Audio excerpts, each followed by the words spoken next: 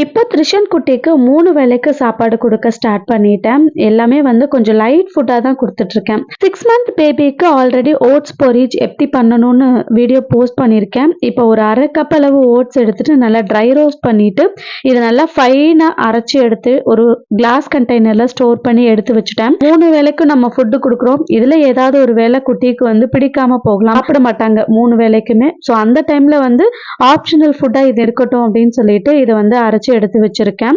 டக்குன்னு வந்து சப்போஸ் நம்ம ரெடி பண்ண சாப்பாடு பிடிக்கல அப்படின்னா இதை ரெடி பண்ணி கொடுத்துடலாம் அப்படின்னு சொல்லிட்டு ஈவினிங் த்ரிஷனுக்கு ஓட்ஸ் பொரிச் கொஞ்சமா ரெடி பண்ணி கொடுத்தேன். டின்னருக்கு வந்து இன்னைக்கு இட்லி தான் கொடுக்க போறேன். இப்போ இருந்தே வந்து குழந்தைங்களை ரொம்ப பேம்பர் பண்ணாம நம்மளோட ஃபுட்டுக்கு கொஞ்சம் கொஞ்சமா வந்து பழகி கொண்டு வரணும். அப்பதான் ஃபியூச்சர்ல வந்து காரம் கரெக்டா சாப்பிடுவாங்க.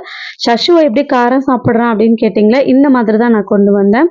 ஸோ இட்லியில லைட்டா பால் அரைச்சு கொடுத்துடுறது, ரைஸ்ல வந்து பால் மிக்ஸ் பண்ணி கொடுக்கறது, இந்த மாதிரி கொடுக்கலாம்.